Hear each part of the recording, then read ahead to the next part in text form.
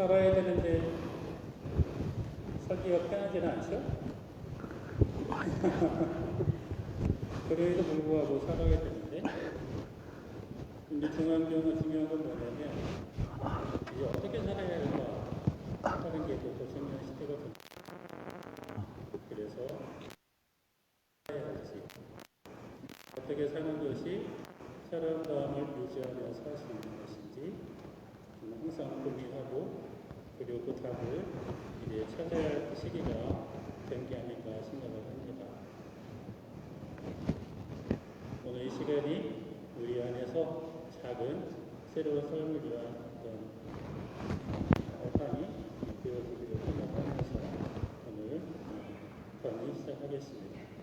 시작하기 전에 주님의 기도 함께 하고 성부와 성령과 성령의 이름으로 하늘에 계신 우리 아버지, 아버지의 이름이 높이 빛나시며 아버지의 나라가 오시며 있어서 오늘 저희에게 일용할 양식을 주시고 저희에게 잘못한 일을 저희가 용서하니 저희 죄를 용서하시고 저희를 유혹에 빠지지 않게 하시고 악에서 구하소서.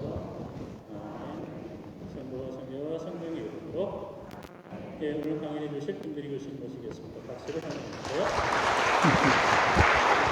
저 이거 벗고 하나요? 어디서 하나요? 편한 데 가시면. 여기서? 위에 올라. 아니. 여기서 할게요. 예, 여러분. 예, 반갑습니다.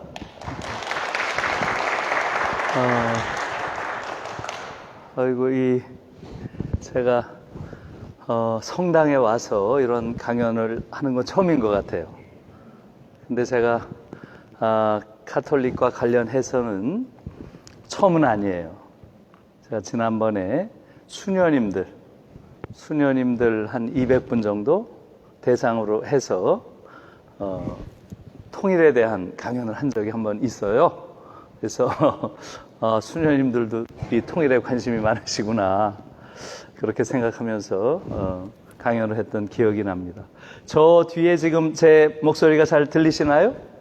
네, 뒤에요. 예, 좋습니다.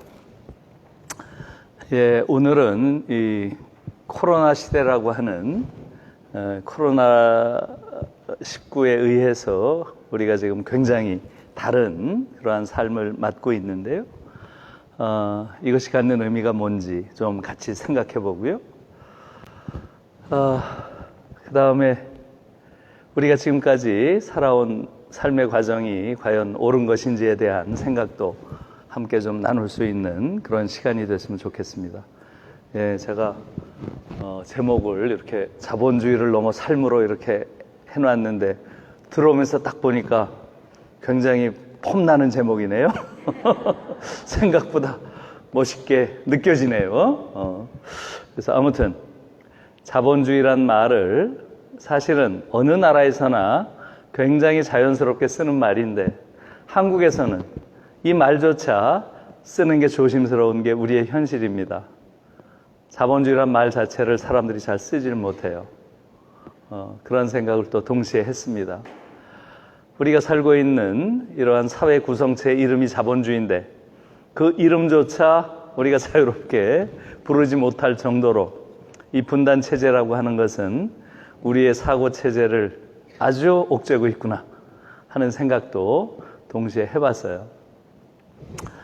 오늘 아침에 제가 서울에서 다른 곳에 강연을 했는데요. 거기에 가면서도 이 코로나 시대라는 게 정말 좀 참혹하다. 모든 사람들이 마스크를 쓰고 이렇게 다니는데 그래도 어른들은 괜찮다. 이런 생각을 했어요.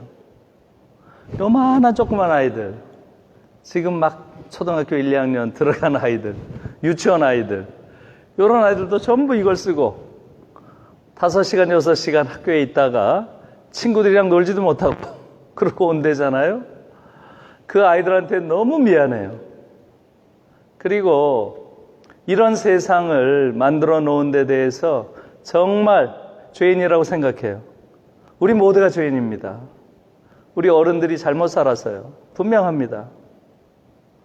지금 우리가 어쩌면 지난 250년 동안 근대라고 하는 것이 시작된 이래로 우리가 살아온 삶이 과연 옳은 삶인가?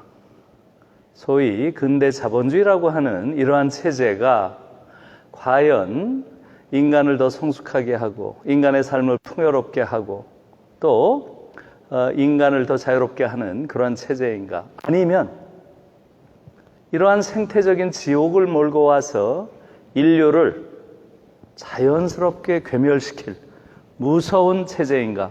이런 부분에 대해서 이제는 성찰할 때가 됐다고 생각합니다. 저는 최근에 이런 생각을 했어요. 여러분들 김종철 선생이라고 아시는지요? 녹색평론이라는 걸 만든 분이에요. 저는 한국 사회에서 가장 중요한 선각자라고 생각합니다. 그분이 70년대 초에 80년대쯤 됐네요. 영남대학교에서 너무도 생소하게 느꼈던 그러한 잡지를 창간하신 겁니다. 그리고 사실상 그분 혼자 1인 잡지처럼 지금까지 끌고 오신 거예요. 사재를 다 털어서. 그게 벌써 몇십 년 된 거죠. 이분이 한국 사회에서 처음으로 말하자면 생태적인 문제를 제기하신 분이에요. 그런데 이분이 지금 아주 많은 나이가 아닌데 70대 한 중반쯤 됐는데요. 올해 돌아가셨어요. 이분이 돌아가시면서 코로나가 온 것이 아닌가. 저는 그런 생각도 좀 해봤어요. 이분이 평생을 글과 말로 한국 사회에 경고해 왔습니다. 생태적인 상상력을 갖지 않으면 우리 사회에 미래가 없다는 것을 외쳐왔어요. 정말 선각자죠. 외로운 늑대처럼 그야말로 황야에서 외친 거예요. 그런데 이분의 목소리를 거의 듣지 않은 거죠. 한국 사회는 아직도 생태적 상상력 자체가 없습니다. 녹색 땅이 0.1%를 얻는 그러한 야만적인 나라예요. 놀라운 겁니다. 작년 유럽 전체에서 유럽 의회 선거에서 녹색 땅이 2위를 했어요. 2위를. 한국에서는 아직 1%도 얻질 못해요. 생태적 상상력이 아직도 완전히 괴멸되어 있는 이런 나라가 지금 한국이에요. 그러한 황야에서 그야말로 김종철 선생이 몇십 년을 고독한 목소리를 지금까지 내왔는데 아무도 듣지 않은 거죠. 지금까지도. 그러니까 그분이 이제 지금 세상이 뜨고 다리 이 코로나라는 것이 와서 이제야 비로소 사람들이 당연하게 생각해 온 것, 우리가 너무나 견고한 세계라고 생각해 온 것, 이것은 영원히 갈 것이다 이렇게 생각해 온 거대한 세계가 당연한 것도 아니고 견고한 것도 아니고 영원한 것도 아니다 라고 하는 것을 이제 사람들이 깨닫기 시작한 거라고 저는 생각해요. 지금 사람들이 가장 당혹해하는 것은 이 세계를 우리가 통제할 수 없구나 라는 걸 느끼는 거예요. 인간이 기술과 과학의 발전에 의해서 이제는 이 세계 전체를 통제할 수 있는 그 정도의 권능을 가졌다고 생각했는데 지금 보니까 뭐예요? 인간이 이룬 것이 너무나 하찮다는 것, 이것을 지금 느끼면서 온 인류가 당혹해하고 있다고 생각합니다. 그것은 뭐예요? 바로 생태계와 인간의 관계에 있어서 굉장히 잘못된 생각들을 가지고 있었다는 것이죠. 그래서 저는 우리 아이들이 마스크를 하고 다니는 모습을 보면서 인류가 뭔가 대단히 잘못 살았구나. 우리가 지금 발전이라고 부르는 것이 지옥으로의 행진은 아닌가, 이러한 생각을 합니다. 우리가 물질적인 풍요를 계속 발전이라고 부르고 있는데 이런 풍요가 가져오는 생태적 지옥을 이제야 보기 시작한 거예요. 물질적 풍요는 필연적으로 생태적 지옥을 가져옵니다.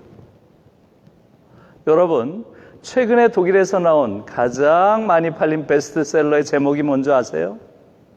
풍요로부터의 해방이에요. 풍요로부터의 해방. 물질적 풍요를 지금과 같은 방식으로 맹목적으로 추정하는 것은 바로 생태계의 괴멸로 반드시 이어진다는 이러한 성찰들이 이미 유럽에서는 상식이 돼 있죠. 한국에서는 전혀 도착을 안 했어요. 이것이. 저는 이것이 너무 치명적인 문제라고 생각합니다.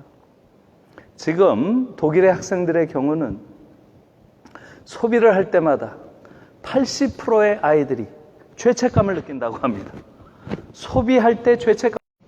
왜 그 아이들은 소비할 때 죄책감을 느끼겠습니까? 모든 소비라고 하는 것은 현재 나의 욕망을 위해서 미래 생명이 살아갈 터전인 이 지구를 훼손하는 행위라고 생각을 하는 거예요. 여러분 생각해 보세요. 모든 상품의 향유라고 하는 것은 결국은 뭐예요? 모든 상품이 뭡니까? 자연을 파괴하거나 변형시킨 그 결과물을 우리가 향유하는 거예요. 그렇기 때문에 세계 파괴의 결과물을 향유하는 것이라고 생각하는 거죠. 그렇기 때문에 최대한 소비를 하지 않으려고 하는 이러한 모습들을 유럽에서는 볼 수 있어요. 사실상 제가 저희 학생들 데리고 유럽에 어학연수를 가거나 하면 우리 아이들이 놀래요. 아니 유럽이 이렇게 잘 사는 나라인데, 독일이 이렇게 잘 사는 나라인데 왜 사람들이 이렇게 꼬질꼬질해요? 그래요. 꼬질꼬질하다고 느낄 수도 있죠. 화장도 안 하고 옷도 그냥 적당히 입고 이렇게 하지, 우리 아이들처럼 화장하고 대학생들이 막 머리를 미장한 것을 그렇게 신경 써서 하고 옷들도 너무 좋은 옷들을 입고 이런 것들은 독일 아이들은 상상할 수 없는 거예요. 독일 아이들이 한국에 오면 또 똑같은 얘기를 해요. 아니 한국의 대학생들은 어떻게 대학생들이 저렇게 멋있게 하고 다니고 저렇게 비싼 옷을 입고, 완전히 다른 세계입니다. 그 유럽이 굉장히 풍요롭고 부유한 나라들이 있지만 생활 방식은 전혀 달라요. 편안하게 사는 것, 소박하게 사는 것, 자연스럽게 사는 것, 이것을 가장 중요한 삶이라고 생각해요. 왜 그렇겠어요? 이들은 소비라고 하는 행위가 바로 생태계 파괴하는 행위를 지속하는 거라고 생각하기 때문이에요. 지금 독일 대학생들만 해도 3명 중에 1명이 소비 포기 운동을 하고 있습니다. 일체 소비 안 하는 아이들이 많아요. 여러분, 제가 처음에 독일 갔을 때 충격을 받은 게 아주 약간 히피같이 하고 있는 머리를 막 여기까지 장발로 기른 이런 남학생들이 꼭 이 맨 앞자리, 강의실에서도 맨 앞자리에 앉아가지고 뜨개질을 해요, 뜨개질을. 그런 아이들이 많았어요. 그러니까, 야, 얘들은 왜 맨 앞자리에 앉아서 뜨개질 하려면 저 뒤에 가서 하지. 꼭 교수 앞에서 해요. 그래서 이상하게 생각했어요. 나중에 보니까 그 뜻을 알겠더라고요. 일종의 시위예요. 일종의 시위. 옷도 만들어 입겠다. 옷도. 심지어. 나는 자본주의 상품 세계에 안 들어가겠다는 거예요. 왜? 이것이 생태계를 파괴하는 거대한 구조라고 아이들은 생각하는 거예요. 그런 아이들이 많아요. 놀라운 거죠. 이러한 사람들의 세계가 결국은 유럽을 생태적인 새로운 질서로 만들어냈다고도 할 수 있어요. 그래서 유럽 의회 선거에서 기존의 정당들을 다 누르고 지난번 선거에서 2위를 했어요. 이건 정말 문명사적 전환을 의미하는 거예요. 여러분, 우리의 역사라는 걸 우리는 어떻게 생각해 왔어요? 역사는 어떤 발전의 역사, 진보의 역사, 성장의 역사라고 늘 생각해 왔어요. 그렇죠. 그리고 그 발전과 성장은 다 물질적인 그러한 성장과 연관이 돼 있죠. 그런데 이 녹색당이라고 하는 정당이 딱 등장해가지고 어떻게 이야기를 하기 시작한 거예요? 네, 우리는 성장을 저지하기 위해서 나왔다. 우리는 성장을 확실하게 저지하겠다. 이렇게 외치면서 나온 거예요. 이것은 기존의 문명의 문법을 완전히 거스르는 반역이죠. 그러한 정당이 독일에서는 집권을 한 거예요. 집권을. 90년대 8년 동안 집권을 했어요. 독일 사회를 완전히 녹색 국가로 만들었습니다. 이런 것들이 이미 유럽에서는 다 자리를 잡고 있는 거죠. 생태적 상상력이라는 게. 이미 정치 세력으로서, 문화적인 세력으로서, 사회적인 세력으로서 이미 뿌리를 내리고 있어요. 우리는 아직도 전혀, 사실상 전혀 없습니다. 0.1%를 얻었다는 게 뭘 뜻하는 거겠어요? 아직도 도착을 안 했어요. 이렇게 중요한 것이 그래서 그게 지금 우리 한국의 현실입니다. 이러한 생태적 상상력이 없고 우리는 정반대죠. 어떻게 이야기합니까? 소비를 해야 경제가 발전하고 일자리가 생기고 나라가 풍성해진다. 오로지 전일적으로 한국 사회를 지배하고 있는 것은 경제 논리밖에 없어요. 경제 논리. 여러분, 제자가 작년 1월에 베를린에 갔다 왔습니다. 그 친구 얘기를 들으면서 이 아이의 생각 자체도 얼마나 한국 사회에 의해서 경도된 것인지를 느꼈어요. 이 아이가 그 텐덤 친구라고 해서 언어를 서로 교환하는 그런 것들이 있죠. 그 아이를 하나 사귀었대요. 쥐리히에 산대요. 쥐리히에. 근데 이 친구가 1월에 한 달 동안 베를린에서 어학 연수를 했습니다. 자기가 베를린으로 가니까 베를린에서 만나자 이렇게 했다는 거예요. 그러니까 이 쥐리히에 살던 친구가 베를린으로 왔는데 기차를 타고 오면 8시간이 걸리고 150유로가 든다는 거예요. 유럽 쪽은 기차 요금이 굉장히 비싸요. 150유로 되니까 적지 않은 돈이죠. 이 아이가 뭘 타고 왔겠어요? 예, 기차를 타고 온 거예요. 그래서 자기랑 한참 이야기를 했대요. 그러면서 와, 세상을 보는 게 이렇게 다르구나 느꼈다는 거예요. 한국 아이로는 이해할 수가 없는 거죠. 8시간이나 더 걸리고 8배 더 걸리는 거죠. 시간이 1시간이면 가는데 또 비용은 3배나 더 비싼 그것을 타고 온다는 걸 도저히 한국 사람은 이해할 수 없어요. 생태적 상상이 있으니까. 그러나 그 아이는 한국인들이 오로지 경제적 관점에서만 생각하면 어떻게 생태적 관점이라는 걸 생각 안 하니? 그러더래요. 그러니까 완전히 극단적인 그러한 대립으로 보이는 거죠. 세상을 오로지 경제적인 관점에서만 보는 한국인들. 그리고 그 아이들은 상당히 세상을 생태적인 관점에서 보고 있다는 거죠. 그 정도의 지금 차이가 나 있습니다. 한국은 생태와 관련해서는 그야말로 원시 수준에 있는 나라예요. 원시 수준. 이 정부도 또한 마찬가지입니다. 생태적인 지금 의식이 거의 전혀 없어요. 오히려 지금 생태를 통해서 또 발전하겠다는 거 아니에요. 녹색 뉴딜 성장 얘기를 하고 있고 내년도 성장률 얘기를 또 하고 있어요. 이런 거 하면 안 된다는 거거든요. 이제는 성장을 지향하는 방식으로 물질을 추구하는 건 지옥으로 가는 성장이라고 하는 것이 이미 전 세계에서 이야기되고 있는데 아직도 성장을 이야기하고 있어요. 이 정부에 앉아있는 사람들에게는 전혀 도착 안 했습니다. 여러분, 지금 유럽 쪽에서는 사실상 22세기는 오지 않는다. 이 말이 상식이 돼 있어요. 22세기는 오지 않는다. 이번 세기가 마지막 세기가 될 거라는 거예요. 결국은 최후의 인류라는 말이 상식에 속하는 말이 됐습니다. 지금 사는 사람이 최후의 인류가 될 거라는 거예요. 마지막 인간이란 말도 많이 합니다. The last Menschheit, der letzte Mensch 이런 말들이 굉장히 일반적으로 쓰이는 말이에요. 그런데 한국에서는 이런 말을 들어볼 수가 없어요. 여러분, 최근에 나온 책은 더 절망적이죠. 아마 여러분들 중에서도 보신 분이 있을 거예요. 2050 거주불능 지구란 책이 한 2달 전에 번역돼 나왔죠. Uninhabitable Earth. 앞으로 30년 남았다는 거예요. 그 얘기는. 30년. 30년 환경으로 변할 것. 거기에 대해 이런 이야기들이 이제 우리에게도 와 닿아야죠. 그것이 저는 가장 중요한 그러한 문제라고 생각하고요. 김종철 선생님처럼 이런 선각자들이 수십 년에 걸쳐서 우리를 깨우치려고 그렇게 노력을 하셨지만 거의 아무도 그 목소리에 귀 기울이지 않았는데 이 코로나가 결국은 우리에게 이런 방식의 삶으로는 미래가 없나 보다 하는 그러한 인식을 주기 시작했다. 그건 정말로 중요한 인식이다 이렇게 생각하고요. 그래서 이제는 우리의 삶의 방식을 근본적으로 전환하는 그러한 계기가 돼야 된다 이렇게 생각합니다. 그래서 오늘 그 얘기를 중심으로 몇 가지 말씀을 좀 드리고자 합니다. 예, 고맙습니다. 지금 코로나가, 우리는 지금 코로나 블루라는 말 많이 하죠?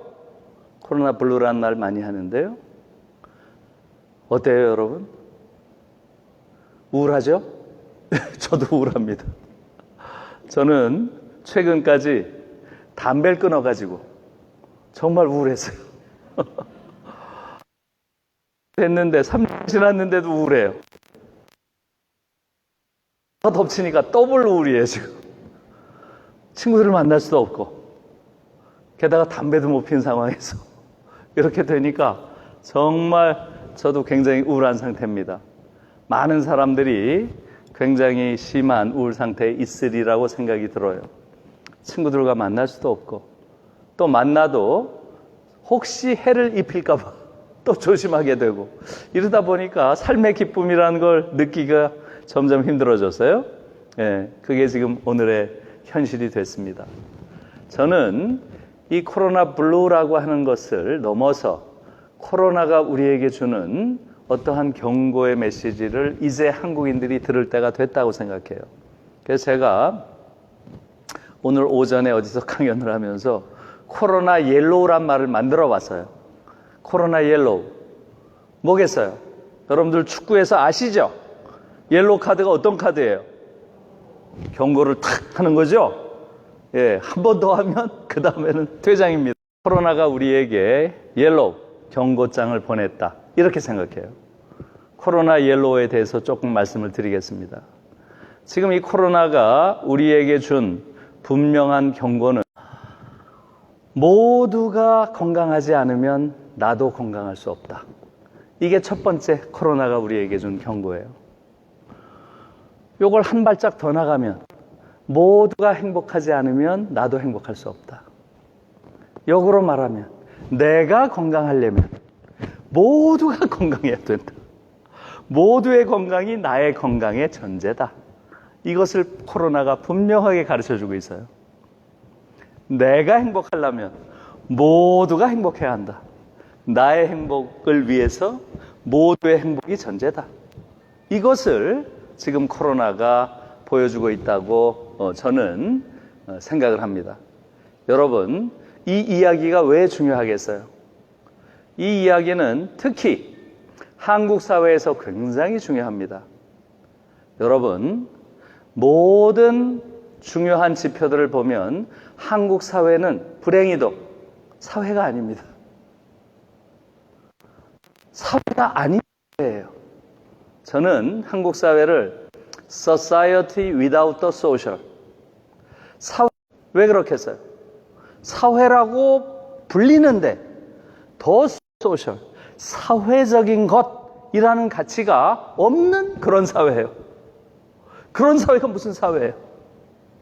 없는 정도가 아니에요. 더 social, 사회적인 것이라는 게 불온시되는 그런 사회예요. 그걸 불온하게 생각해요. 위험하게 생각해요.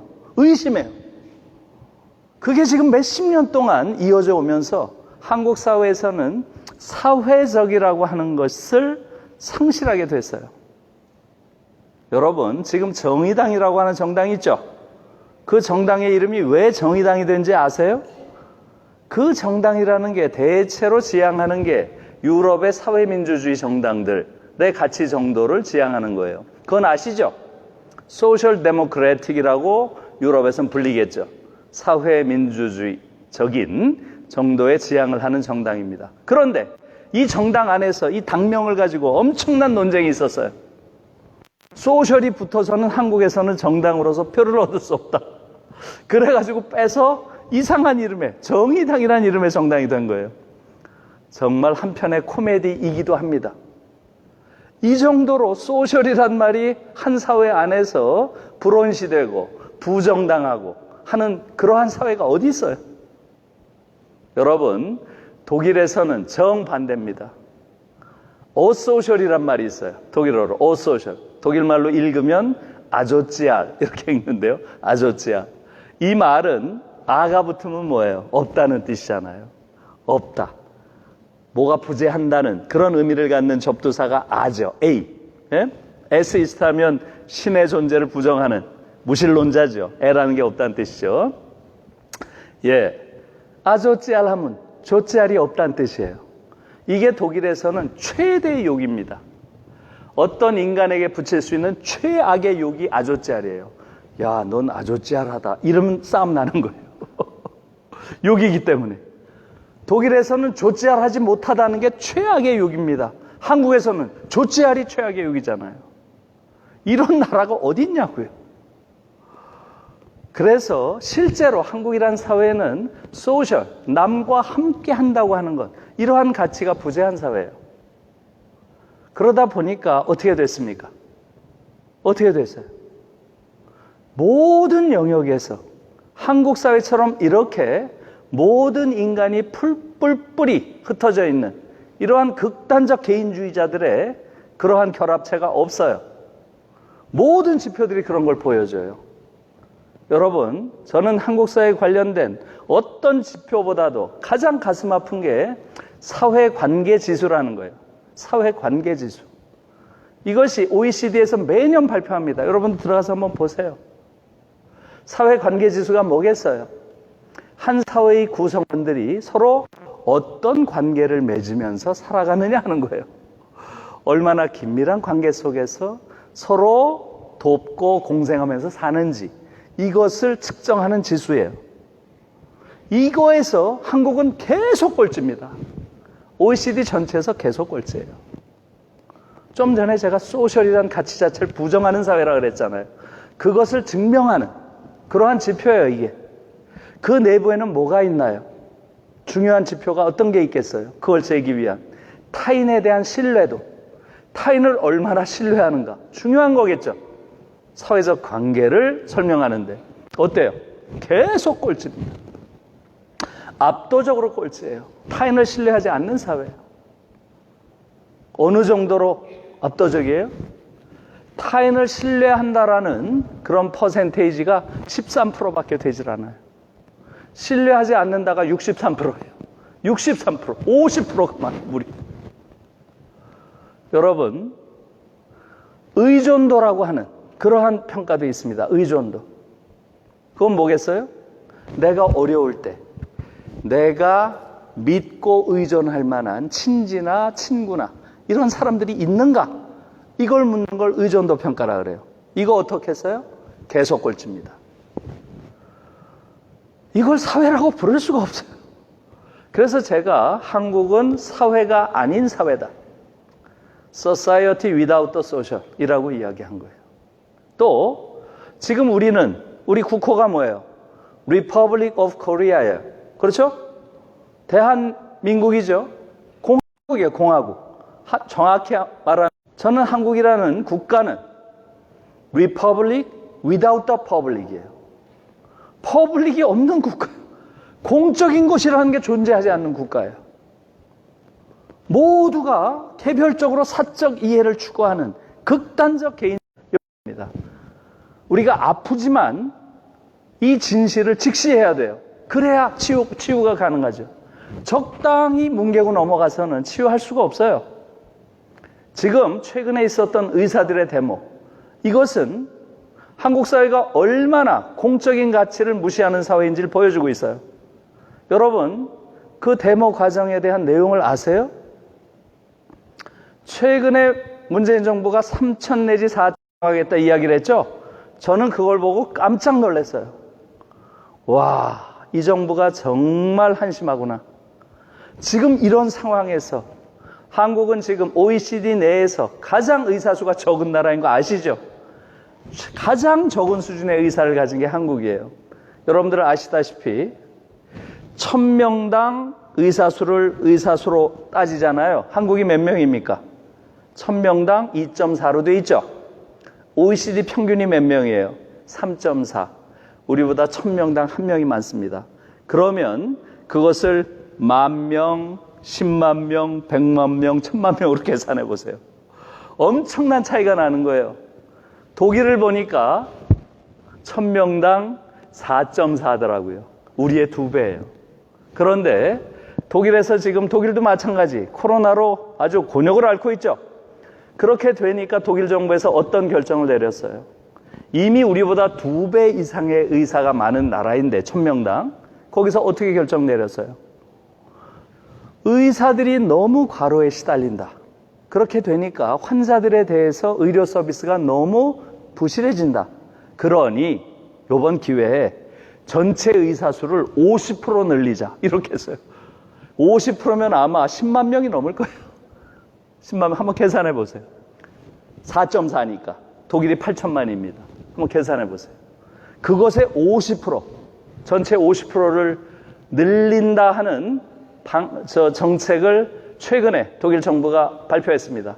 그러니까 의사협회에서 어떻게 했어요? 쌍수를 들고 환영했습니다. 너무 잘한 결정이다. 우리 의사들이 너무 지쳐있다. 고맙다. 의사 수가 지금보다 50% 이상 늘어야 된다. 그래야 국민들도 안심하고 의료 서비스를 향유할 수 있다. 이렇게 된 거예요. 그게 정상이죠. 공동체를 생각해야 될 거 아니에요. 에? 그런데 우리에선 3,000명, 난 그 3,000명이 너무 적어가지고 분노하고 있었는데 그 3,000명을 늘린다고 지금 의사들이, 전공의들이 한 대모를 보세요. 정말 너무 놀라운 그러한 현상입니다. 이것은 우리 교육을 잘못해서 그래요. 저는 그걸 보고 제가 지금 30년째 교단에 있습니다. 내가 무슨 교육을 했는가? 내가 제대로 된 교육을 한 적이 없는 것 같은 자괴감을 느꼈어요. 이 정도로 한국이란 사회는 공적인 가치라는 게 부재한 사회예요. 각자 도생이라고 하는, 예? 이러한 상황으로 모든 것을 생각하는 그런 사회예요. 그런 사회에서 이 코로나라고 하는 것이 우리에게 정말로 옐로우 카드를 보인 거죠. 이런 식으로 살아서는 미래가 없다는 걸 보여준 거예요. 이런 류의 사회적 가치라는 것 자체가 없는 이런 상황으로 끝없이 인간들을 경쟁으로 내모는 이런 류의 경쟁사회, 극단적 경쟁사회, 이 속에서 이것이 얼마나 갈 수 있는지 여기에 대한 그러한 경고를 하고 있다 하는 것이고요. 저는 그래서 첫 번째 경고는 이제 지금과 같은 이러한 극단적인 경쟁사회, 이것을 연대하는 사회로 바꾸지 않으면 안 된다라고 하는 것을 코로나가 우리에게 지금 주었다고 그렇게 생각하고요. 예. 두 번째는 아까 말씀드렸죠. 두 번째는 생태주의. 생태주의로의 전환이 필요하다는 걸 지금 코로나가 우리에게 알려주고 있습니다. 지금 한국 사회는 완전히 물질주의에 중독되어 있는 사회예요. 이렇게 물질주의가 전면적으로 지배하는 사회는 전 세계에 없습니다. 여러분, 이건 한국 사회의 그러한 발전 과정과도 밀접한 관계가 있어요. 지금 전 세계 대부분의 나라가 거대한 탈물질주의의 세례를 받았어요. 물질주의를 넘어서는 다른 가치에 대한 그러한 추구라고 하는 이러한 세례는 사실상 전 세계에서 일어난 보편적인 가치의 전환이었어요. 그런데 한국이라는 사회는 단 한 번도 탈물질주의의 세례를 받지 못한 사회예요. 완전히 물질주의가 지금 지배하고 있습니다. 모든 것을 지배하는 게 물질주의예요. 한국인들 만나면 무슨 얘기를 하는지, 주식 얘기, 증권 얘기, 뭐예요? 차 얘기, 모든 이야기의 70-80%가 물건 얘기를 하고 있어요. 얘기 하나요? 예? 무슨 얘기를 하나요? 예술에 대한 이야기, 인간의 삶에 대한 이야기, 예? 정신에 대한 이야기, 예술에 대한, 미에 대한. 우리보다 훨씬 더 물질의 세계로부터 떨어져 있어요. 아까 말씀드렸잖아요. 가난하고 소박하고 자연스럽게 사는 것, 그것을 올바른 삶이라고 대체로 생각해요. 우리처럼 물질에 이렇게 예속되어 있는 사람들이 없어요. 제가 보기에는. 우리와 미국 정도일 거예요. 우리와 미국 정도. 예. 그런데 아직도 우리는 삶의 목적이 마치 물질을 끌어들여서 차곡차곡 재놓는 걸 마치 인생에서 성공하는 거라고 생각해요. 이게 정말 무시무시한 겁니다. 이게 한국 사회를 지배하는 아주 독특한 그런 유형이고요. 이것은 특히 우리 사회에 심각하게 나타나고 있는 현상이에요. 그러다 보니까 생태적인 상상력이라고 하는 것은 한국에는 전혀 없습니다. 그래서 저는 아까 제가 뭐라고 말씀드렸죠? 22세기는 오지 않는다 이 얘기했죠? 최근에 나온 책은 더 비관적이라고 했죠? 2050, 30년 남았다는 거 아니에요? 저는 이 두 가지 시나리오 중에서 더 비관적인 쪽입니다. 저는 앞으로 30년쯤 지나면 끝날 것 같아요. 지구가. 특히 한국이 가장 빨리 끝날 것 같아요. 그것은 제가 한 경험과 밀접한 관계가 있습니다. 제가 저 중앙대학교가 흑석동에 있는데요. 서울에. 저희 집이 그 일대에서 지금 유일하게 남은 단독주택이에요. 제가 살던 이 마을 전체가 완전히 다 초토화되고 싹 다 파괴됐습니다. 마을 전체를 다 파괴해버렸어요. 제가 그 이 마을의 파괴 과정을 몇 년을 지켜보면서 자본주의가 너무너무 무섭구나. 전쟁이 일어나면 이렇게 파괴할까. 멀쩡한 집들을 8, 90%가 다 멀쩡하고 좋은 집들이에요. 그런 집들을 다 때려부시는 거예요. 다 때려부시는 거예요. 제가 유년기를 보냈던 그 마을 전체가 사라졌어요. 왜 그렇겠어요? 지금 아파트 짓고 있어요. 여러분, 이게 자본주의의 모습을 너무나 잘 보여주는 거예요. 전쟁보다 더 무서운 겁니다. 그게 뭐예요? 인간의 탐욕입니다. 전쟁이 일어났다고 해서 그 정도 파괴시키지는 않을 거예요. 완전히 마을 전체를 초토화시킵니다. 그 이유는 뭐겠어요? 이윤이 남는다는 거죠. 아파트를 그런 식으로 해서 지으면 거기서 이윤이 떨어진다는 거죠. 여러분, 자본주의는 이 한 가지 원리에 의해서 작동하는 체제입니다.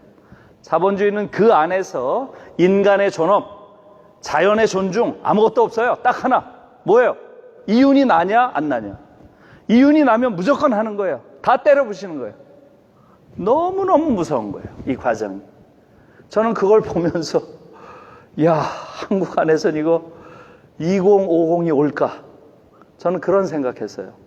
여러분 생각해 보세요. 그런 식으로 다 때려 부시고 또 아파트를 짓습니다. 아파트를 짓는다는 건 뭐예요?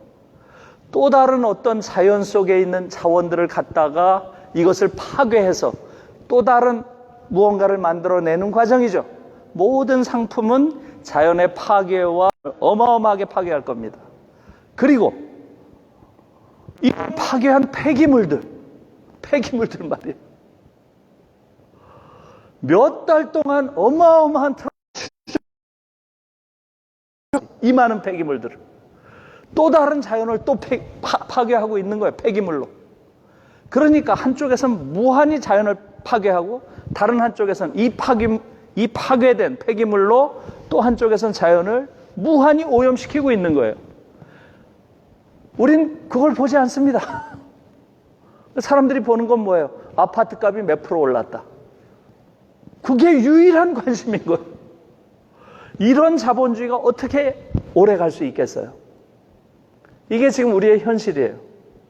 그걸 보면서 이 자본주의는 절대 오래 갈 수 없고 우리가 지금까지 이룩했다고 하는 이 위대한 자본주의의 생산력 또는 자본주의의 발전이라고 하는 것은 이건 분명 지옥으로의 발전이다. 이것은 종말로의 발전이다. 이런 생각을 안 할 수가 없어요. 저는 그 부분에 대해서는 확신합니다. 이러한 방식을 바꾸지 않는 한 생각이 들고요. 자, 그래서 지금 이러한 생태주의에 대한 생각, 이것을 코로나가 우리에게 옐로우 카드를 비췄다는 생각하고요. 그 다음에 세 번째로 코로나가 우리에게 준 경고는 어떻게 보면 이것은 우리의 긍정적인 면일 수도 있어요. 우리가 방역을 하는 과정에서 이 현상은 지금 전 세계에서 일어난 현상이었기 때문에 다른 나라와 우리나라를 비교할 수 있는 기회가 됐어요. 근데 우리가 보니까 어때요? 우리 안에 대단한 잠재력이 있다는 걸 발견했어요. 중요한 발견이었어요. 한국 민주주의가 얼마나 도덕적으로 우월할 뿐만 아니라 합리적이다, 더 효율적이다 하는 걸 이번에 우리가 봤어요. 민주주의가 얼마나 중요한지를 봤습니다.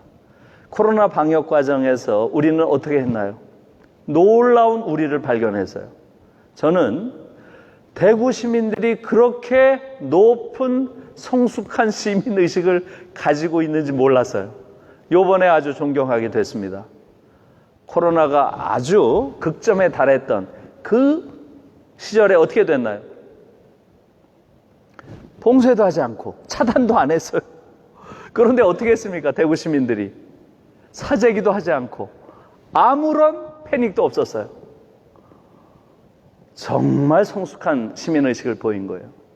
스스로 모든 행동을 자제하면서 이동 자체를 자제했습니다. 그것이 코로나를 잡는 데 결정적인 그런 계기가 된 거예요. 그 당시에 다른 나라들, 아마 여러분들 보신 분들이 있을 거예요. 이태리, 프랑스, 독일, 유럽 쪽들도 마찬가지예요. 그 정도의 성숙한 시민의식을 보인 나라가 없어요. 대단한 거죠. 너무 놀라운 거예요. 저는 그 대구 시민들의 그 모습을 보면서 1980년 광주 시민들을 떠올렸습니다. 광주 시민들을. 광주 시민들이 1980년에 당시에 그들에게 닥친 정치적 재난, 이번에는 생태적 재난이었지만 그 당시에는 군사 쿠데타라고 하는 그 정치적 재난 속에서 그들이 보였던 의연함이라는 건 너무 놀라운 거였어요. 당시에 전두환을 비롯한 이 쿠데타 세력이 광주를 완전히 둘러싸고 포위한 상태에서 일주일 이상을 고립시켰습니다. 그 얘기는 뭐예요? 광주 전역이 국가의 공권력에 미치지 않는 완전한 진공 상태, 권력의 진공 상태, 무정부 상태에 있었던 거예요. 그런데 단 한 건의 약탈 행위도 없었어요. 이건 세계사에 유례가 없어요. 이런 유례가. 단 한 건의 약탈 사건이 없었던 거예요. 사실상 중요하다고 이야기할 수 있는 그러한 범죄가 당시에 없었습니다. 이것은 세계 민주주의 역사나 세계 혁명의 역사를 봐도 그런 사례는 없어요. 우리가 일반적으로 세계 혁명의 역사를 이야기할 때는 1871년 파리 꼬뮌이라는 걸 많이 이야기해요. 만 해도 당시에 엄청나게 많은 약탈 사건이 있었습니다. 그러니까 저는 최근에 우리가 보여준 대구에서 또 광주에서 보여준 놀라운 우리의 성숙함, 이것은 우리를 재발견하게 되는 중요한 계기였다고 생각이 들어요. 그리고 다른 나라들을 우리가 동시에 봤죠. 미국의 경우는 어떻게 했나요? 완전히 자유방임적인 방식. 미국 사회가 가지고 있는 그런 방식으로 했죠. 모든 걸 시장에 맡기고 국가는 전혀 개입하지 않고. 그러다 보니까 이렇게 어마어마한 상황으로 확산돼 버렸어요. 중국은 미국과는 다른 방식이었죠. 어떤 방식이었나요?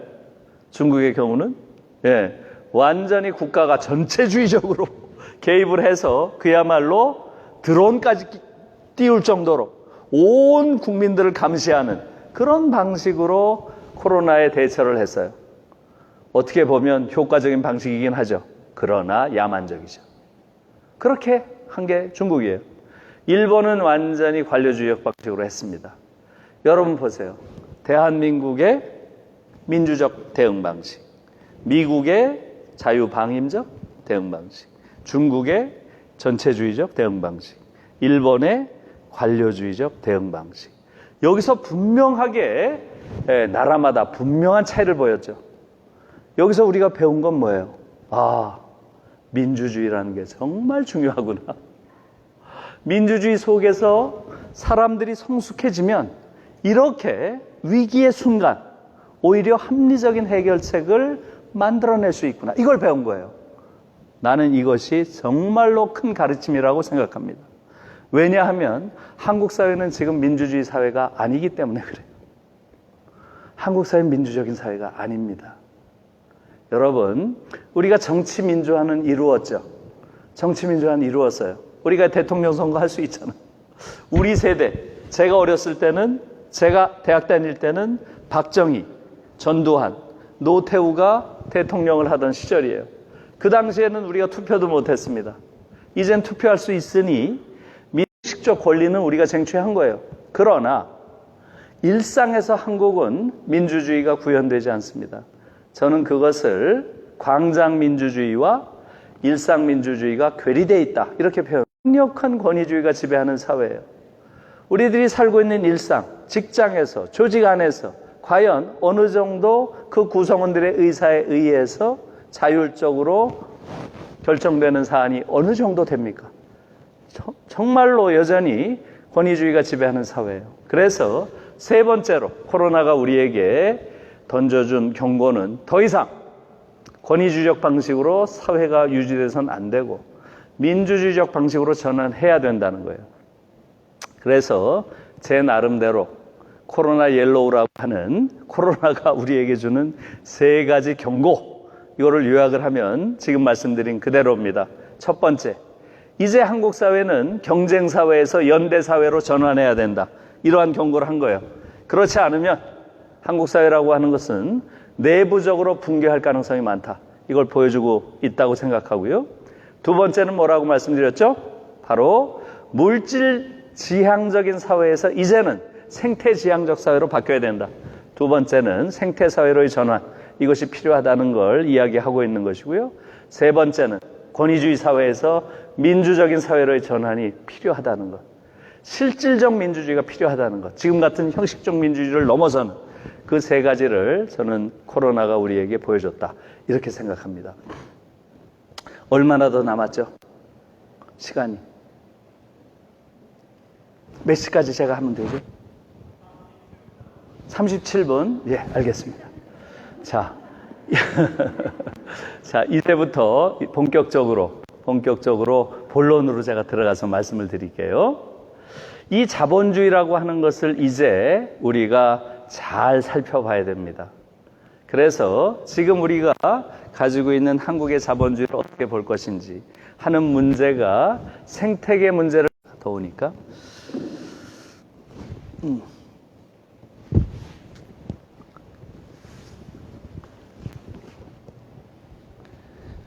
자, 이 자본주의 체제는 여러분들 알다시피 지난 세기 내내, 지난 20세기 전체가 거대한 두 체제가 경쟁을 벌인 세기였죠?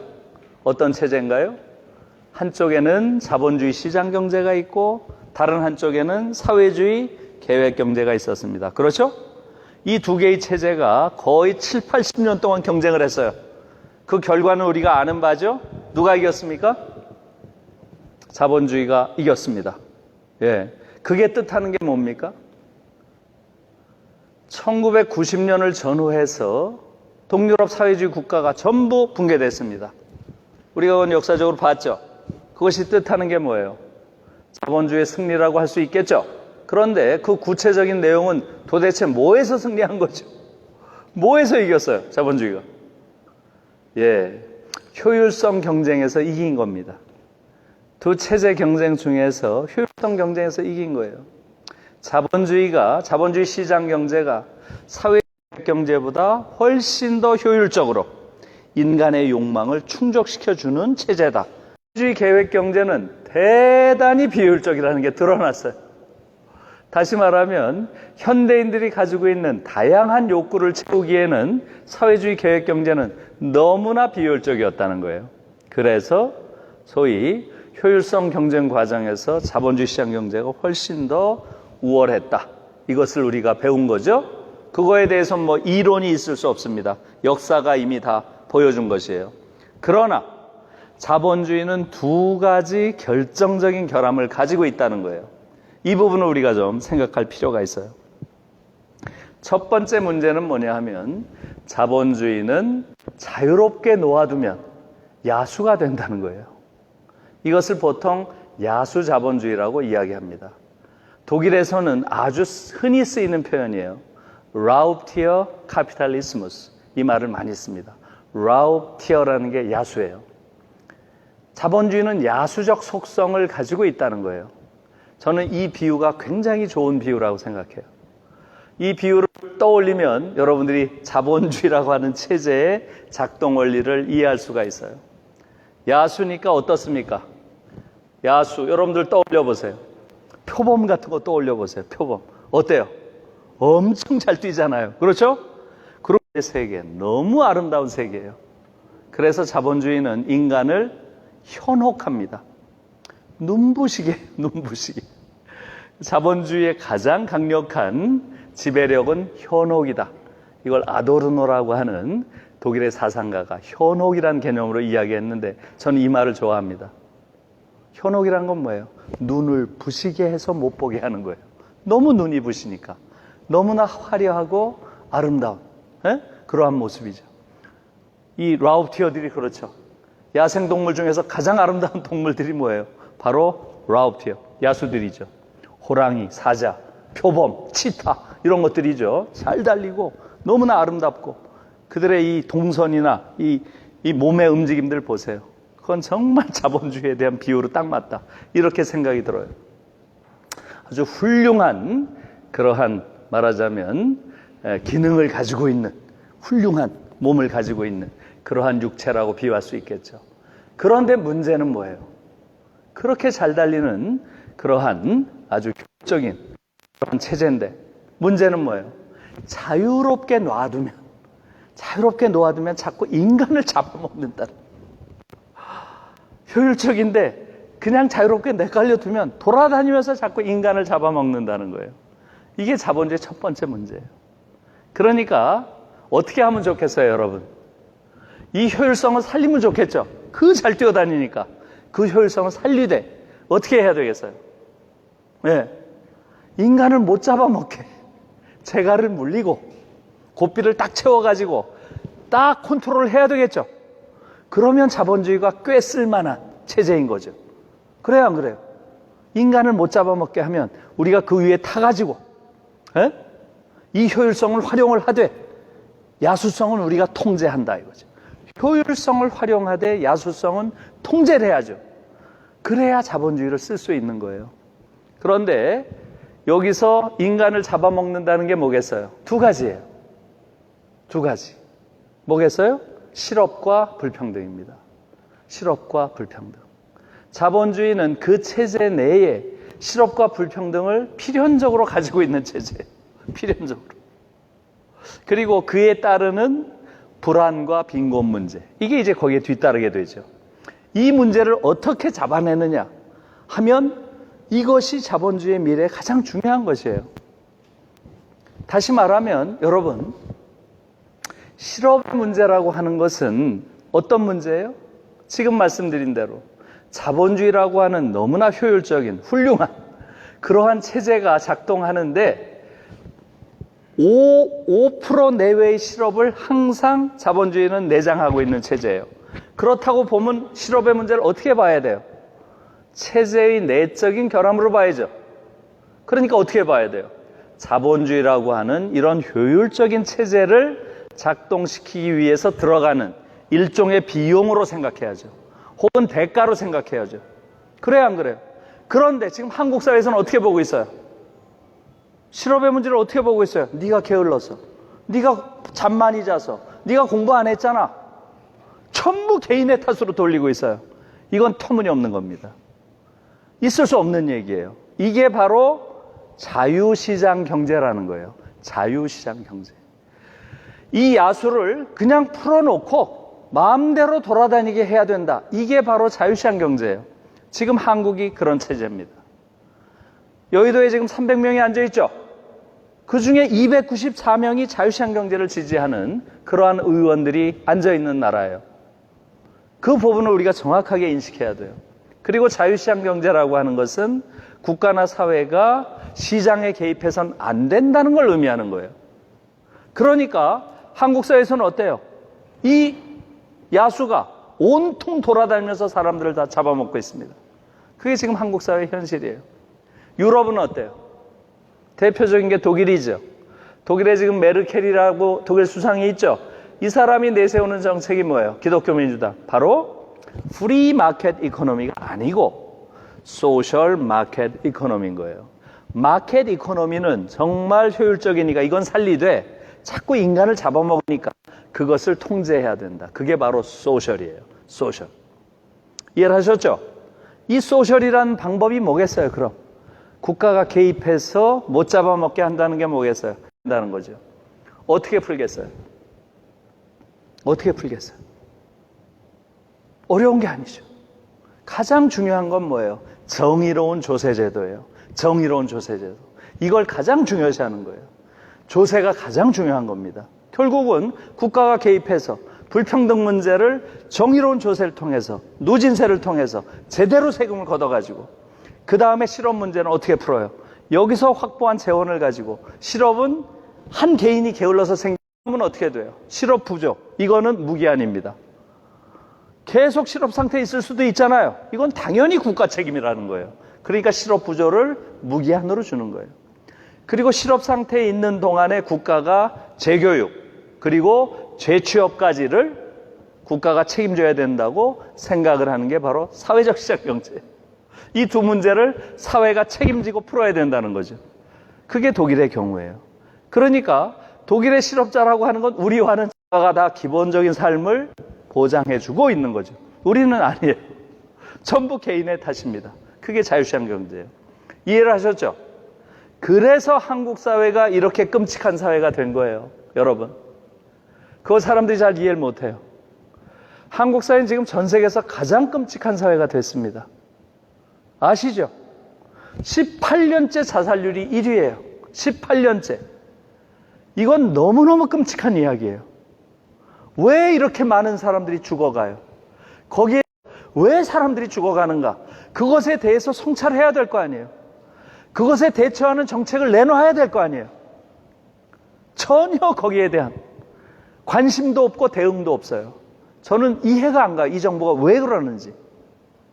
여러분, 재작년에 28년 동안 2번 우리가 2등 했어요. 아시죠? 계속 1등을 하는데 2번 2등 했습니다.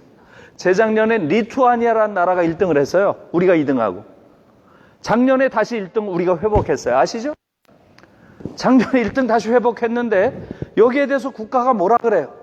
보건복지부 장관이 나와가지고 그 이유를 뭐라고 얘기해요?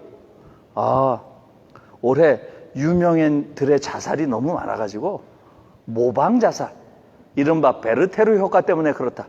이걸 진단이라고 내놔요. 아, 저는 그런 얘기를 들으면 막 순간적으로 분노가 일어가지고 참을 수가 없어요. 그리고 나서 KBS 뉴스에서 뭐가 나온지 알아요? 헬스장을 보여줘요. 헬스장. 우울할 때는 운동을 하는 게 최고라는 거예요. 와, 이게 국가가 할 소리예요? 정말 어처구니 없는 나라입니다. 이것은 구조적인 문제고요. 한국에서 자살이라고 하는 것은 철학적 자살 거의 없습니다. 베르테르처럼 실연의 아픔 때문에 죽는 사람 거의 없어요. 거의 90% 이상이 어떤 사람들이에요? 삶의 벼랑에 몰려서 도저히 버티지 못하니까 뛰어내린 사람들이에요. 이게 무슨 자살이에요? 사회적 타살이지. 여러분, 이거보다 더 끔찍한 게 바로 산업재해 사망률이라는 거예요. 이건 지금 24년째 일이에요. 24년째. 너무너무 끔찍한 얘기죠. 전 세계에서 가장 많은 노동자들이 일하다 죽어가는 나라입니다. 올해가 바로 전태일, 너무너무 아름다운 영혼을 가진 청년이 스스로 몸을 불사른 지 정확하게 오늘이 50년 되는 날이에요. 50년째. 1970년 11월 13일 날 자기 몸을 분신했습니다. 한국 역사에서 이렇게 아름다운 청년은 없었어요. 너무너무 놀랍죠. 전태일이라는 현상은 그 당시를 살았던 모든 한국의 지식인들에게 그야말로 너무나 큰 트라우마가 됐어요. 대학생 친구 하나만 있었으면 얼마나 좋았을까. 일기에 그렇게 썼어요. 한자를 자기가 잘 못 읽으니까 노동기본법을 잘 읽을 수가 없었어요. 대학생 친구 하나만 있었어요. 한국에서 그렇게 많은 똑똑한 사람들이 지금 어떤 짓을 하고 있어요? 네? 그게 지금 4년째 산업재해 사망률이 1위입니다. 이게 산업재해예요? 산업재해 아닙니다. 기업이 인간 죽이는 거예요. 기업 살인입니다. 기업 살인법을 만들어야 돼요. 여러분, 유럽에서는 산업재해 사망률이라는 이것이 가장 높은, 악명이 높은 나라가 어디였어요? 영국이었습니다. 영국이 계속 1등이었어요. 그러니까 2008년에 마침내 영국 정부가 칼을 빼든 거예요. 그래서 이름부터 바꿨습니다. 뭐로 바꿨겠어요? 기업살인법. 기업살인법이라고 제일 먼저 이름부터 바꾸고 그 다음에 어떻게 했겠어요? 살인에 준하는 중범죄로 처벌을 했습니다. 기업가들을 살인에 준하는 중범죄로 처벌을 했어요. 어떻게 됐겠어요? 지금 유럽이 전 세계에서 가장 낮습니다. 영국이. 전 세계에서 가장 낮아요. 몇 년 지나니까 가장 낮아졌어요. 유럽에서 가장 높던 나라가. 지금은 어때요? 제가 작년에 봤더니 우리와 한국의 노동자 20명이 죽을 때 영국 노동자 1명이 죽습니다. 올해 봤어요. 올해 또 새로운 지표가 나왔어요. 어떻게 됐어요? 25대 1 더 벌어졌어요. 작년에 2,400명이 죽었어요. 그 이전에 평균 2,000명씩 죽었습니다. 여러분, 2000년부터 올해까지 20년 동안 4만 명 이상의 노동자들이 일하다 죽었어요. 이런 나라가 어디 있습니까? 너무너무 끔찍한 나라예요. 한국은 사실상 4만 명이 죽을 정도면 이거는 내전입니다. 내전. 저는 한국 사회는 일상적으로 자본과 노동 사이에 내전이 벌어지는 나라라고 생각해요. 자본이 노동을 학살한 나라입니다. 사실은. 그게 일상화되어 있는데 아무도 문제 제기를 안 해요. 너무너무 끔찍한 그러한 자본주의 사회인 거예요. 지금 말씀드렸죠. 그 이유를. 왜 그렇겠어요? 국회에서 법을 만들어야 되는데 그 국회의원들의 99%가 자유시장 경제를 지지한 자들이에요. 내깔려 둬야 된다는 거예요. 국가가 개입하면 안 된다는 거예요. 그러니까 이런 사태가 벌어지는 거예요. 전 세계에서 최악의 지표들을 가지고 있습니다. 예? 노동시간 어떻게 했어요? 세계에서 가장 높습니다. 노동시간. 가장 장시간 노동하는 게 한국 노동자들이에요. 정말 어처구니가 없는 그런 상황이 한국의 상황입니다. 제가 올해 나온 노동시간 또 살펴봤어요. 어때요? 독일이 1300시간 일합니다. 1년에 독일 노동자들이. 한국 시간이 넘어요. 지금 700시간 더 일합니다. 일반적으로 5개월 더 일한다는 거예요. 그러니까 한국인들은 사실상 노동자들도 노동기계예요. 인간다운 삶을 영위할 수가 없어요. 왜 그렇겠어요? 자본주의 사회라고 하는 게 지금 말씀드린 대로 실업과 불평등이란 문제가 필연적으로 발생하는데 이것을 그냥 개인에게 맡겨둬요. 이런 사회가 어디 있습니까? 바로 이런 야수자본주의 문제가 너무나 치명적인 게 지금 한국 사회라는 거고요. 두 번째 문제가 더 심각한 문제예요. 그건 뭐겠어요? 저는 그것을 쉽게 설명하기 위해서 자전거 자본주의라고 그래요. 자본주의의 두 번째 문제는 바로 자전거와 같다는 거예요. 여러분, 자전거는 달리다가 쓰면 어떻게 돼요? 쓸 수가 있어요, 없어요? 쓰면 넘어지잖아요. 이게 자본주의의 결정적인 결함이에요. 자본주의 쓸 수가 없어요. 다시 말하면 브레이크가 없어요. 쓰면 넘어져요. 그러니까 어떻게 해야 된다? 무한 생산이 자본주의의 기본 속성이에요. 무한히 생산해야 돼요. 이것은 별 문제 아니라고도 생각이 들잖아요. 그죠? 계속 생산하는 게 무슨 문제지? 이렇게 생각이 들죠? 근데 이게 왜 문제겠어요? 지금 우리가 처해 있는 현 단계 자본주의가 이미 과잉 생산 자본주의 단계에 들어섰다는 거예요. 이미 너무 많이 생산하고 있어요. 자본주의는 이미 과잉 생산 단계를 넘어서 있어요. 현재. 그런데 또 계속 생산을 해요. 왜? 쓰면 넘어지니까. 넘어지지 않기 위해서 생산하는 거예요. 문제는 어디 있어요? 모든 생산은 아까 뭐라 그랬죠? 모든 생산은 생태적 관점에서 보면 뭐예요? 자연을 파괴하고 수탈하고 변형시키는 거예요. 자본주의는 지금 필요도 없는 물건을 만들기 위해서 자연을 무참하게 무한히 파괴하고 있는 그런 체제라는 거예요. 이게 더 결정적인 문제예요, 여러분. 예? 이것은 지금 자본주의가 저는 50년 내지 100년 사이에 사라지리라고 봐요. 이건 갈 수가 없어요. 자본주의의 논리 자체가. 왜? 생태계가 더 이상 버티지 못하기 때문에. 여러분, 자연이라고 하는 것은 여러분이 알다시피 스스로 치유하는 능력을 가지고 있습니다. 그걸 자연 치유력이라고 하죠. 스스로 일정한 손상을 당하더라도 이것을 치유하는 내적 힘이 있어요. 그런데 이미 많은 미래학자들이 어떻게 예측하고 있어요? 이미 자기 복원력을 가질 상태를 이미 잃었다는 거예요. 이미 그 체제가 순환의 고리가 이미 깨졌고 자기 복원력을 회복할 그러한 시점이 이미 지났다는 것이 대부분 자본주의가 가지고 있는 첫 번째 문제, 무한히 생산하는 이러한 문제가 바로 현단계 자본주의의 문제를 보여주는 것이고요. 그래서 현단계 자본주의에서 중요한 것은 뭐예요, 여러분? 더 이상 생산이 아닙니다. 생산 자본주의 시대는 지났어요. 그래서 현단계 자본주의를 뭐라고 불러요? 소비 자본주의 시대라고 부르는 거예요. 지금은 더 이상 생산이 중요한 게 아니에요. 지금 만들어내는 물건들은 이미 너무너무 좋아요. 또 만들어 봐야 조금 더 좋아지는 거예요. 더 좋을 수도 없어요.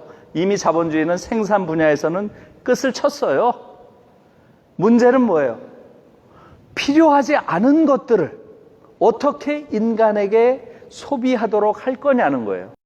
필요 없는 것들을 끝없이 소비하는 소비 기계로 인간을 조작해내지 못하는 한 자본주의는 무너집니다. 이게 지금 현단계 자본주의의 운명이 걸린 가장 중요한 부분이에요. 다시 말하면 현단계 자본주의는 끝없이 소비하는 허위 욕망으로 채워주지 못하는 한 무너집니다. 그래서 공학의 시대가 끝나고 심리학의 시대가 열렸다고 하는 거예요. 지금 중요한 건 심리학이에요. 인간의 심리를 어떤 식으로 조작을 해서 끝없이 소비를 욕망하는 소비 기계로 만들 것인가. 이게 지금 현단계 자본주의가 가지고 있는 가장 큰 숙제입니다. 이런 맥락에서 보면 한국 자본주의는 전 세계 자본주의의 가장 모범적인 답을 보여주고 있어요. 한국 사람들은 너무나 잘 자본이 주는 허위 욕망을 자신의 욕망으로 만들고 있는 사람들이에요. 이런 사람들이 없어요. 유럽 아이들은 벌써 이런 부분에 대해서 다 인식을 하고 있습니다. 일단 이 메커니즘 전체를 인식하고 있어요. 그렇기 때문에 얘들은 소비 구조의 말하자면 덫에 포획되어 있지 않습니다. 그래서 소비를 안 하는 거예요. 한국인들은 거의 대부분이 여기 포획되어 있습니다. 대학생들조차 그렇습니다. 여러분들 각 대학 보세요. 대학을 둘러싸고 있는 게 뭐예요? 거대한 소비의 콤플렉스들이에요. 대학을 중심으로 완전히 소비 문화가 모든 대학을 둘러싸고 있잖아요. 이런 나라가 어디 있어요? 어느 나라 대학이든 가보세요. 대학이라는 건 그 주변에 뭐 조그만 먹을 데도 없어요. 대부분. 거기서 조용히 아이들이 공부를 하고 진리를 탐구하는 데지. 우리처럼 대학이 완전히 소비의 중심이에요. 어딜 가나.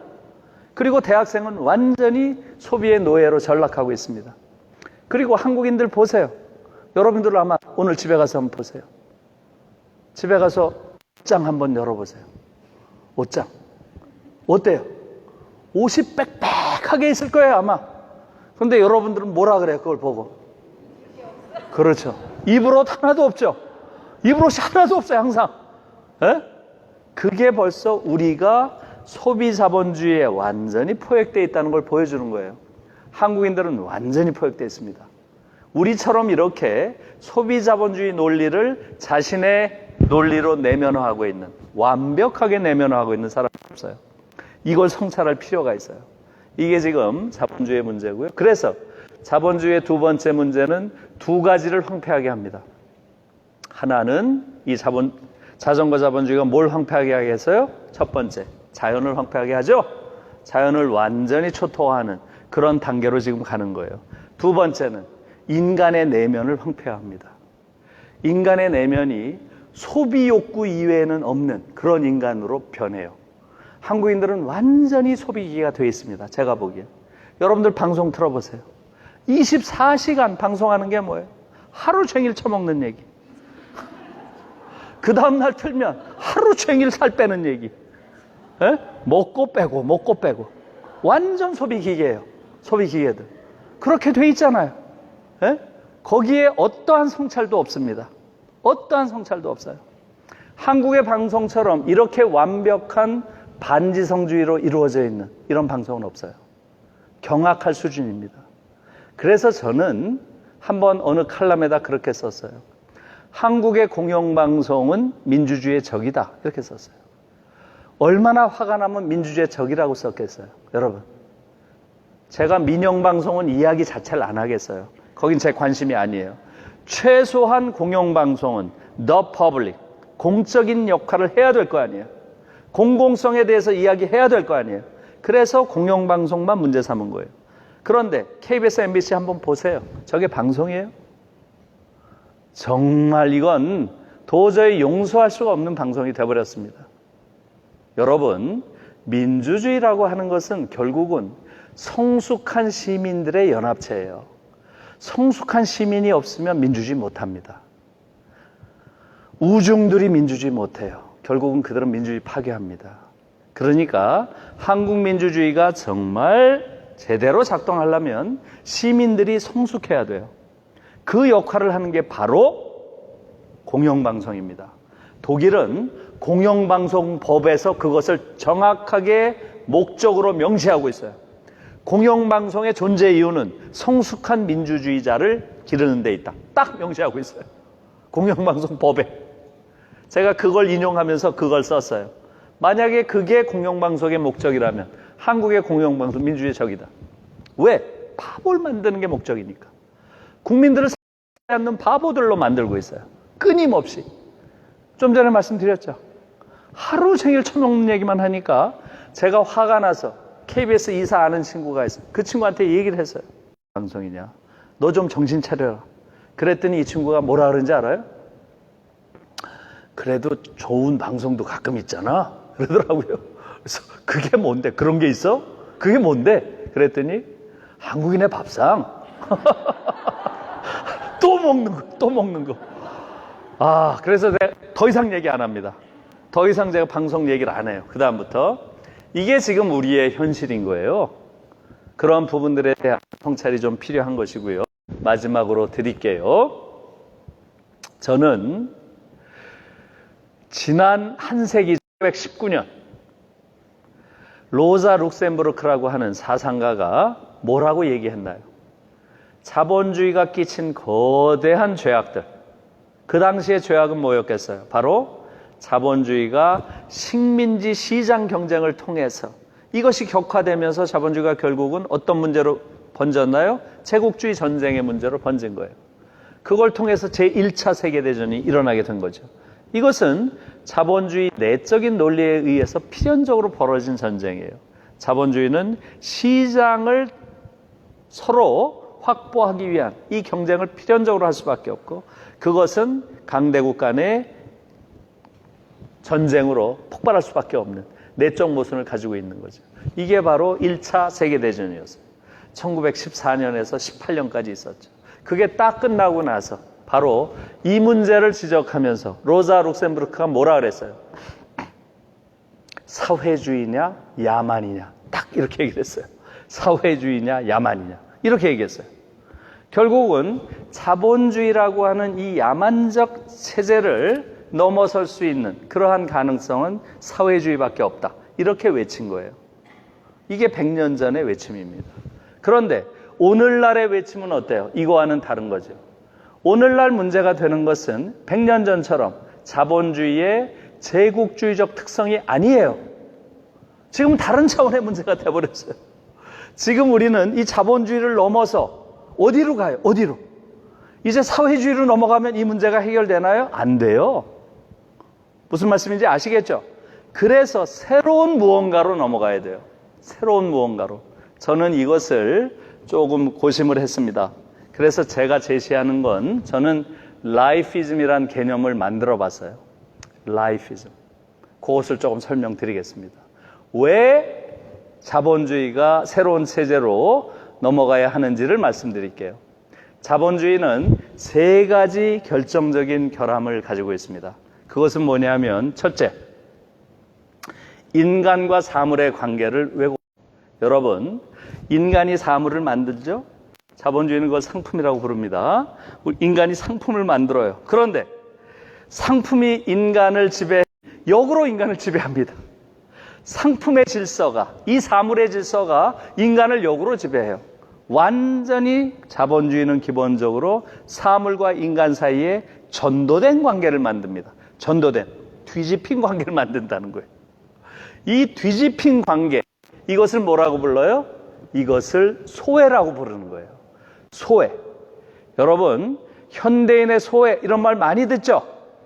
그런데 한국에서는 대체로 소외라고 하면 고립되거나 배제되거나 이런 걸 소외라고 생각해요. 그런 의미도 없는 건 아니에요. 그러나 현대인의 소외라고 할 때는 자본주의 사회가 인간을 사물의 노예로 전락시켰다는 거예요. 나는 이 상황, 이 전도된 상황을 소외라고 부르는 거예요. 첫 번째는 바로 그거죠. 다시 말하면 인간과 사물의 관계를 왜곡시켜서 인간을 소외시킨다. 즉 사물의 질서에 예속시켜버린다는 거예요. 이해를 하셨어요? 예를 들게요. 여러분들 이창호라고 알죠? 바둑기사. 이창호가 AI랑 바둑 뒀죠? 예.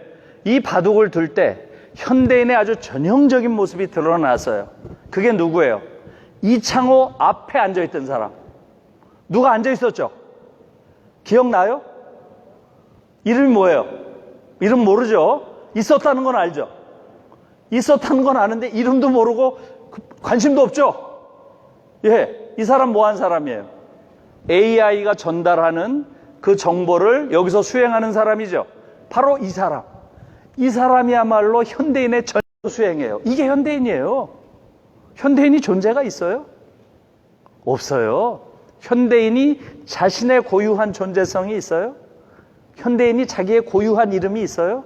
없어요. 상품 질서에 예속된 노예에 불과해요. 현대인의 본질은. 그리고 상품 질서가 우리가 만들어 놓은 저 AI가 얘가 시키는 걸 수행하는 그러한 존재로 소외돼 버린 이게 소예요. 이해를 하셨죠? 그래서 이 첫 번째 차원 인간 삶을 바로 파괴한다는 거예요. 이게 바로 소외입니다. 전도시킴으로써. 두 번째는 쉬워요. 인간과 인간의 관계를 왜곡시키죠. 이건 뭐 너무 쉬운 거죠. 자본주의는 끊임없이 인간에 의한 인간의 착취로 이루어진 체제예요. 그건 우리가 다 아는 바죠. 일상적으로 우리가 보니까. 그렇죠? 두 번째 문제는 바로 착취의 차원입니다. 이 착취의 차원에선 뭐가 문제가 돼요? 인간 생존이 위협을 받습니다. 한국 사회 뭐 대표적인 사회죠. 모든 사람들이 바로 인간에 의한 인간의 파괴, 이 과정 속에서 착취의 대상이 되어 있습니다. 세 번째 차원은 뭐겠어요? 바로 인간과 자연의 관계를 파괴합니다. 이것도 이제 다 이야기한 거죠. 이미. 그렇죠? 자연을 끝없이 수탈함으로써 인간의 생존이 위협받죠. 생존. 세 번째 차원에서는 인간과 자연의 관계에 있어서는 인간의 생명이 위협받는 거예요. 삶, 생존, 생명. 이것이 우리말로는 다 다르게 들리지만 영어에선 다 뭐예요, 이게? life죠. 이 세 개가 다 life예요. 제가 거기에 착안해서 1호가 지금 세계에서 가장 핫한 철학자라고 하는 슬라보의 지적이 1호였고요. 제가 2호 방송을 했고요. 3호가 제인 구달이라고 하는 아주 유명한 생태학자죠. 이 사람이 3호였어요. 제가 그 2호로 한 게 있으니까 여러분들이 한번 이 라이피즘이라는 개념을 가지고 한번 보시길 바랍니다. 그래서 저는 여러분들이 앞으로 이 지금 포스트 코로나 시대에 우리가 무엇이 되어야 하는가, 이러한 물음을 던진다면 저는 그것이 바로 라이피스트가 되어야 한다. 라이피즘에서 한 발짝 나가서 제가 이름을 짓는 길에 하나 더 짓자. 그래서 라이피스트란 말을 만들었어요. 라이피즘을 말하자면 수행하는, 라이피즘을 신뢰하는 사람이 라이피스트다. 그럼 라이피스트는 누구예요? 첫 번째, 인간과 사물의 관계, 즉 소외관계죠. 이 소외관계를 집중적으로 문제 삼은 사람들이 누구예요? 이러한 사람들을 오토노미스트라고 불렀어요. 오토노미스트, 자율주의자. 이 자율주의자들은 바로 소외의 문제를 집중적으로 제기하고 이것을 어떻게 극복할 것인지를 주장한 사람들이에요. 첫 번째 차원을 비판한 사람들이 오토노미스트, 자율주의자예요. 여러분들이 관심이 있으면 네글이라든가 하트, 이런 학자들이 대표적인 자율주의자들입니다. 두 번째 차원 뭐예요? 바로 착취의 문제를 집중적으로 분석하고 비판한 사람들. 이 사람들의 이름은 여러분들이 다 알죠. 소셜리스트죠. 그렇죠? 사회주의자들이에요. 세 번째 차원, 바로 자연 파괴의 문제. 이것을 집중적으로 제기한 사람들은 누구예요? 역시 다 알죠. 이콜로지스트, 생태주의자들이에요. 저는 이 라이피스트는 이 세 차원을 다 포괄하는 그러한 사람이라고 봐요.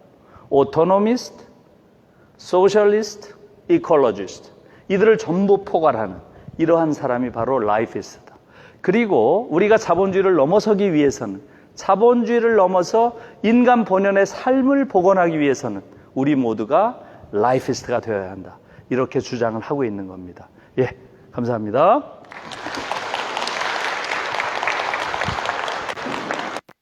예.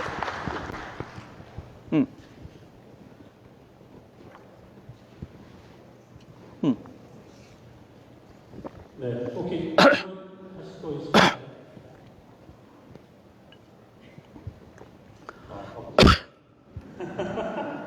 예. 질문 하나. 예, 물론이죠, 물론이죠. 예.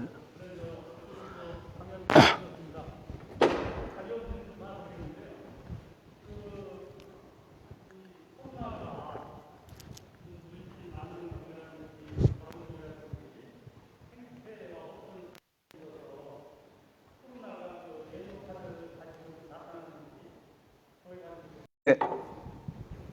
고맙습니다. 코로나는 지금 다 아시다시피 생태계 파괴의 결과라고 보는 거죠. 생태계 파괴란 팬데믹이라고 하는 거대한 차원의 전염병의 시작의 신호라는 거예요. 이것은 지금 우연히 왔다가 이게 지금 파이자에서 백신을 개발해서 그걸 먹으면 우리가 다시 일상으로 복원한다? 천만에. 아니라는 거예요. 앞으로 이런 변종 팬데믹이라고 하는 것은 계속 나올 거라는 거고요. 그거보다 더 위험한 건 뭐예요, 지금? 수억 년 동안 빙하에 쌓여있던 온갖 바이러스들이 빙하가 녹으면서 지금 나오고 있다는 거예요. 이것을 컨트롤할 가능성이 거의 없다는 거예요. 그래서 지금 이 코로나 사태는 잠깐 일어난 우연적인 사건이 아니라는 거예요. 이것은 앞으로 진행될 퇴적돼 있던 아주 오래된 바이러스들의 창궐의 신호라고 대체로 보고 있어요. 그렇기 때문에 이것은 생태계 파괴의 중요한 결과라고 이야기를 하는 거죠. 그런 맥락에서 봐야 된다 이렇게 생각합니다. 예.